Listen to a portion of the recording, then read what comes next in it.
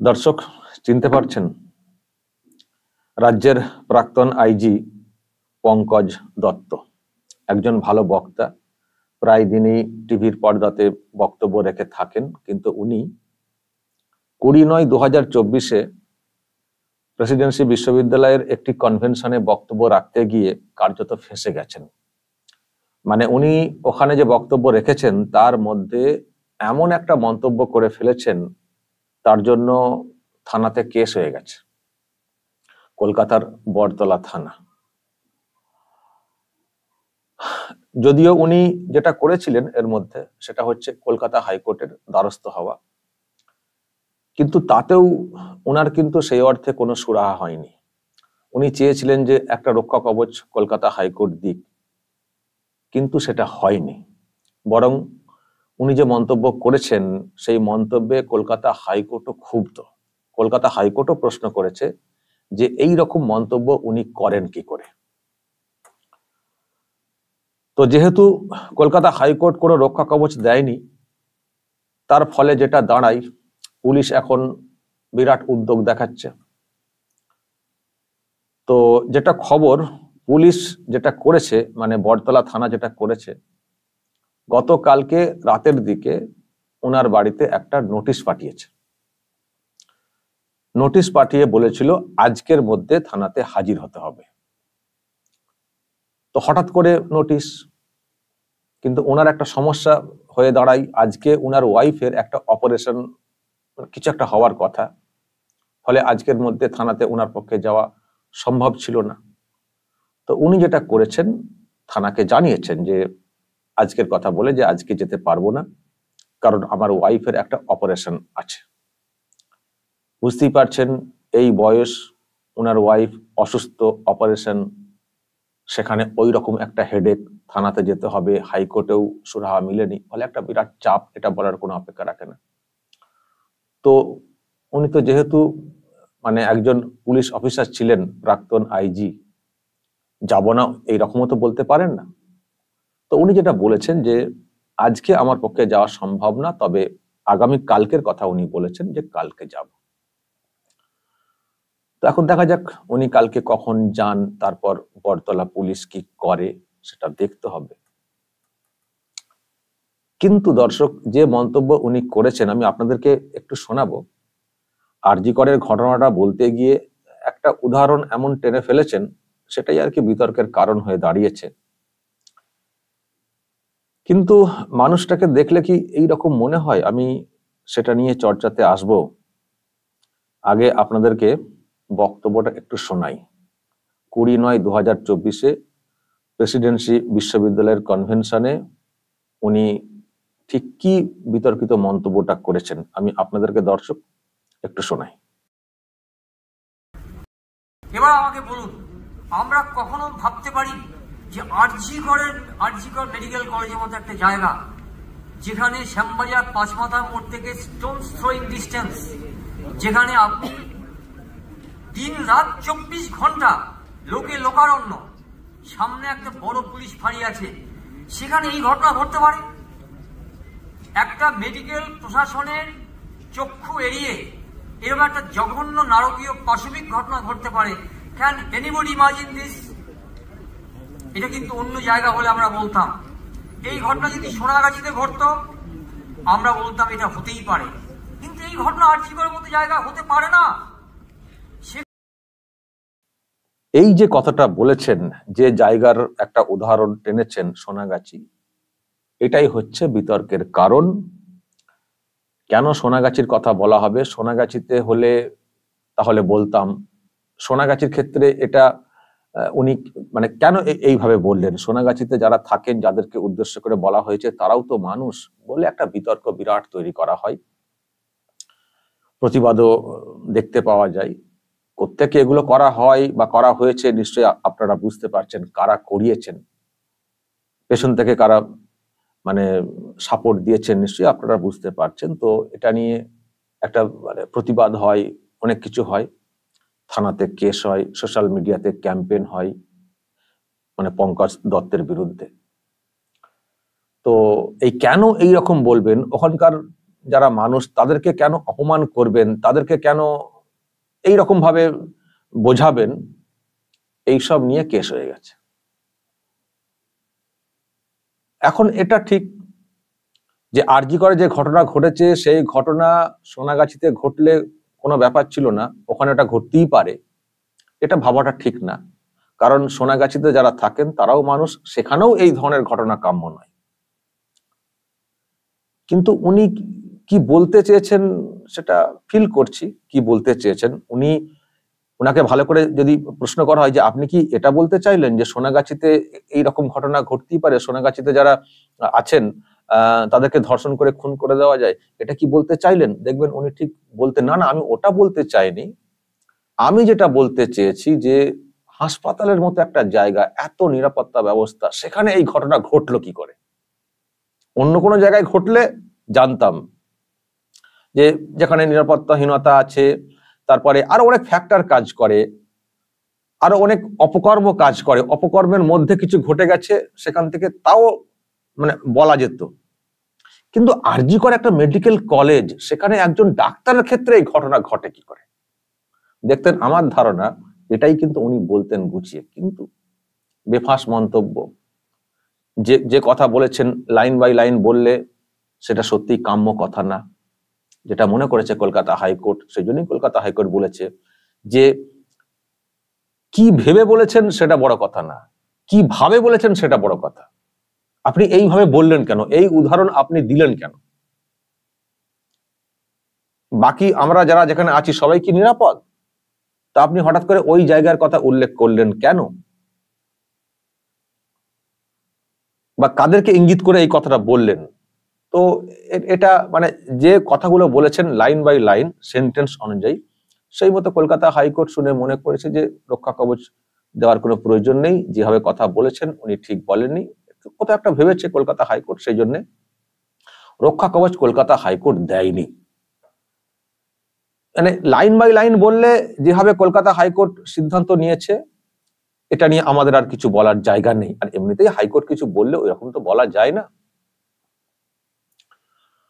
তো যাই হোক দর্শক, এখন এই হচ্ছে ব্যাপার, উনি ফেঁসে গেছেন। মানে ভালো করে, আবারও বলছি, ভালো করে প্রশ্ন করলে দেখবেন এটাই বলতেন যে আমি ওটা বলতে চাইনি, আমি অ্যাকচুয়ালি মানে একটা তুলনা টেনে বলতে চেয়েছি যে আরজি করে এই ঘটনা ঘটলো কি করে, তার মানে কতটা সিকিউরিটি ল্যাপস।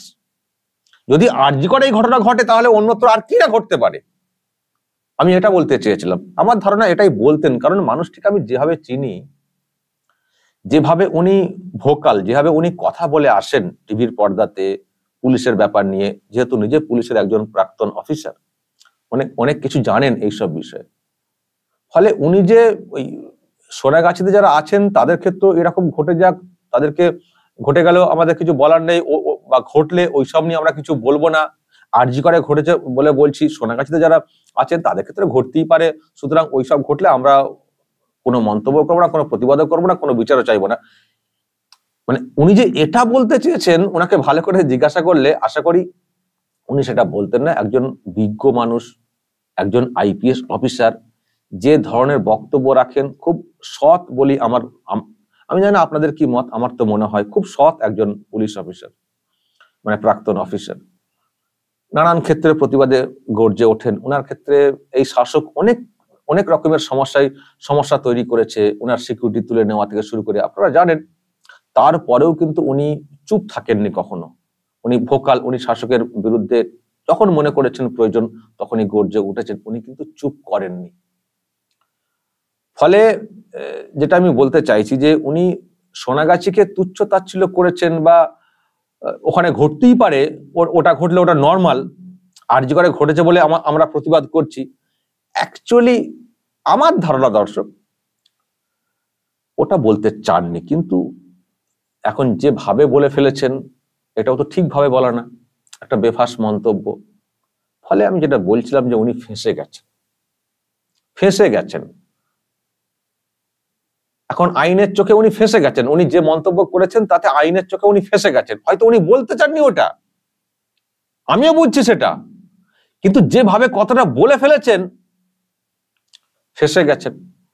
আর এইরকম টুকটাক দেখুন, আমরা কথা বলতে গিয়ে অনেকে কিন্তু টুকটাক বলে ফেলি, একরকম বলতে গিয়ে অন্যরকম বলা হয়ে যায়, একটা অ্যাবসেন্ট মাইন্ডেড হয়ে গিয়ে অন্যদিকে কথা টার্ন করে যায়। আবার দেখবেন পরবর্তীকালে বিষয়টা নজরে এলে আবার শুধরে নেওয়া হয়। কিন্তু সেই সব সুযোগ কোথায় পাবেন? এখানে একটু যদি ভুল ভ্রান্তি কোথাও হয়ে যায়, আমাদেরকে কম সাবধানে চলতে হয়। একটু যদি কোথাও ভুল ভ্রান্তি হয়ে যায়, শাসক তো একেবারে ওঁত পেতে রয়েছে, রেকর্ড একটু পেলেই ব্যাস, সেটা নিয়ে কোথায় কিভাবে ক্যাম্পেন করতে হবে সোশ্যাল মিডিয়াতে, কোথায় অভিযোগ করতে হবে, কাদেরকে দিয়ে অভিযোগ করতে হবে, কাদেরকে প্রতিবাদে নামাতে হবে, সব তাদের একেবারে ঠিক, মানে পরপর সব ঠিক করা থাকে। এখন এই একটা মন্তব্য করেছেন, ওনার কাছ থেকে যদি মানে একটা ক্লারিফিকেশন নেওয়া হতো তাহলেই সমস্যার সমাধান হয়ে যেত, কিন্তু সে আর কে নেবে? ওই মন্তব্য কেন করা হবে? ওর জেরে প্রতিবাদ, ওর জেরে মামলা, ওর জেরে পুলিশি উদ্যোগ, এখন এত কিছু এত এত মানে বেড়ে যাওয়া বিষয়টা, এটা ওইভাবে বিতর্ক না তুললে দেখতে হয়তো এত মানুষ জানতেই পারতেন না, আমরাও জানতে পারতাম না এরকম কিছু করেছেন। কিন্তু ইচ্ছে করে এটাকে ভাইরাল করে অনেক মানুষের মনে ছড়ানো হলো, তৈরি হলো, দিয়ে এখন থানাতে কেসও করে দেওয়া হলো, এখন থানা অ্যাকশন নিতে শুরু করে দিয়েছে। ফলে একটা মন্তব্যকে নিয়ে এখন এই মানুষটিকে একটা সমস্যায় ফেলে দেওয়া, এখন বিরাট একটা চাপ সহ্য করতে হবে, সেটা বলার কোনো অপেক্ষা রাখে না। আগামীকাল উনি কখন যাবেন জানি না, কিন্তু জানি না পুলিশ কি করবে। একটা আবার বলবো, একটা বেফাস মন্তব্য করে ফেলেছেন। যে মন্তব্যটা করেছেন, যেভাবে করেছেন, এটাকে যে আমি সাফাই দিচ্ছি তা কিন্তু না। যেভাবে মন্তব্যটা করেছেন ওইভাবে তুলনা টেনে না করলেই ভালো হতো, কিন্তু আমার ধারণা যেটা, যে উনি বলতে চেয়েছেন ওই আর কি, যে আর্জি করে ঘটনা ঘটে গেল, অন্য যদি এটা বলতেন যে অন্যত্র কিছু ঘটলে সেটাও মানতাম, আর্জি করে ওই রকম একটা সিকিউরিটি জোন এবং মেডিকেল কলেজ, সেখানে ঘটনাটা ঘটলো কি করে? কিন্তু এখন ওখানে একটা জায়গার নাম বলে ফেলেছেন, আবার এমন একটা জায়গা, একটা সেন্সেশন আছে সোনাগাছি, সুতরাং ব্যাপারটা অন্যদিকে মোড় নিয়ে নিয়েছে।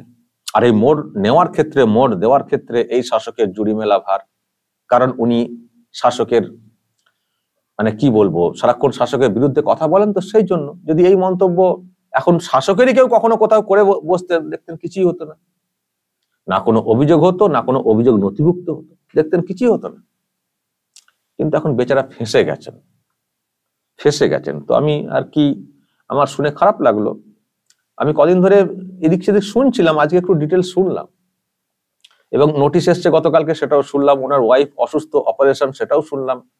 এখন অপারেশনের আজকে ব্যাপার, আবার অপারেশন মানে তো সঙ্গে সঙ্গে ভালো হয়ে যাবেন না ওয়াইফ, তার একটা হেডেক, টেনশন আছে, যথেষ্ট বয়স হয়েছে মানুষটার। এখন যদি হাইকোর্ট যেহেতু রক্ষা কবচ দেয়নি, এখন যদি সেই ব্যাপারটা নিয়ে এখন যদি পুলিশ বাড়াবাড়ি করে, মানুষটিকে দেখে খারাপ লাগছে, এই হচ্ছে ব্যাপার। আমি কোনো সাফাই দিতে আসিনি দর্শক, কলকাতা হাইকোর্ট নিশ্চয়ই তাদের ভাবনা থেকে যা করার করেছে, বলেছে, আইনের দিকটা নিশ্চয়ই কলকাতা হাইকোর্ট দেখবে। আর আবারও বলছি, মন্তব্য আমি যদি সেন্টেন্স ওয়াইজ দেখি, তাহলে ওই মন্তব্য করা ওনার ঠিক হয়নি, সেটা আমিও মানছি। কিন্তু মানুষটি এমন নন যে উনি ওই ভাবনা থেকে এই রকম মন্তব্য করতে পারেন বলে, এটা আমার পারসেপশন, আমার ধারণা। আমার সঙ্গে কথা হয়নি অবশ্য, কিন্তু আমার ধারণা, আমি যতটুকু চিনি মানুষটাকে, যেভাবে আমি বক্তব্য শুনেছি টিভি চ্যানেলে, আমার মানুষটিকে কখনো এরকম মনে হয়নি যে অন্য কোথাও এই ধরনের ধর্ষণ খুন হলে ওটাকে অ্যালাউ করে দিয়ে চুপ করে বসে থাকবেন, যে ওখানে ঘটেছে সোনাগাছিতে, ও ঠিক আছে, ও ঘটতেই পারে। মানে যে কথাটা উনি বলেছেন, যদি সত্যি কখনো এই ধরনের ঘটনা সোনাগাছিতে ঘটে, উনি সেই সময় ওই রকম মন্তব্য করবেন, ও সোনাগাছি, ও তো ঘটতেই পারে। আমার কিন্তু কখনো মনে হয় না যে ওই রকম মন্তব্য কোনো ঘটনা ঘটলে ওটা বলবেন বলে। একটা মানুষকে দেখলে চেনা যায়, কিন্তু ওই যে বললাম, আইনের ব্যাপার তো, আইনের ব্যাপারে অনেক কিছু হয়ে যায়, আর শাসকটাই তো এমন, কোনো ছাড়ছুড় নেই, যে একটা ব্যাখ্যা নেওয়ার চেষ্টা করি, কোনো ছাড়ছুড় নেই, একেবারে ধরেছে, রেকর্ডটা নিয়েছে, সোশ্যাল মিডিয়াতে পোস্ট করেছে, মানুষের মধ্যে ক্যাম্পেইন তৈরি করেছে, সোনাগাছির অনেককে রাস্তায় নামিয়ে দিয়েছে, থানাতে কেস ঠুকে দিয়েছে, এখন ভুগতে হচ্ছে। তো যাই হোক দর্শক, আইনের ব্যাপার তো, আইনকে মান্যতা আমরাও দিই, কলকাতা হাইকোর্টকেও আমরা সম্মান দিই। কলকাতা হাইকোর্ট আমার জন্য অনেক কিছু করেছে, অর্ডার দিয়েছে। তো হাইকোর্টের কোনো আমি দেখছি না, কিন্তু বিষয়টাকে একটা জায়গা থেকে অন্য জায়গায় নিয়ে যাওয়া, তিলকে তাল করার ক্ষেত্রে এই শাসক যে কাজটা করেছে আমি সেটা বলার চেষ্টা করছি। এই ধরনের কত হয় মন্তব্য, কিন্তু সেগুলো তো হয় না, আসে না। শাসকের লোকেরা কত কি মন্তব্য করেন, কত মানুষকে কত ছোট করেন, কত তুচ্ছ তাচ্ছিল্য করেন, কত অপমান করেন, কিন্তু সেগুলো পুলিশ বা আদালত পর্যন্ত গড়ায় না। যাক, আমি জানি না পঙ্কজবাবু কি করবেন এরপরে কি। তবে আমি এটা বলি, কেসটা দেখা যাক কি হয় না হয়, তবে উনি শাসকের বিরুদ্ধে কথা বলতে উনি কিন্তু বন্ধ করবেন না, মুখ বন্ধ করবেন না, এটুকু আমার বিশ্বাস। তো যাই হোক, সতর্ক হয়ে কথা বলতে হবে, ভাবতে হবে চতুর্দিকে। মানে আমরা সেই এর মধ্যে আছি আর কি, শিঙি মাছের কাঁটা বলে না, শিঙি মাছের কাঁটার মধ্যে সবসময় আমরা বিরাজ করি, যে কোনো সময় টুক করে মানে ফুটিয়ে দেবে শরীরে। তো আমাদেরকে ওইভাবে কাজ করতে হবে। তবে আমি এটুকু বলবো, পঙ্কজ বাবু আপনি বলে ফেলেছেন একটা, বুঝতে পারছি, বেফাস মন্তব্য, কিন্তু আপনার পাশে আমরা রয়েছি। আশা করি আপনি আপনার ব্যাখ্যা ঠিক জায়গায় ঠিক মতো করে দিতে পারবেন যখন যাচ্ছেন থানাতে। দেখা যাক এরপর যেটা ভাগ্যে আছে আইন মোতাবেক সেটা হবে, কিন্তু আমি পাশে আছি, এই বার্তা আমার তরফ থেকে রইল। দর্শক বলবেন যদি আপনাদের কিছু বলার থাকে, বলবেন, যা বলার কমেন্ট বক্সে বলবেন। নজর রাখবেন আরামবাগ টিভিতে।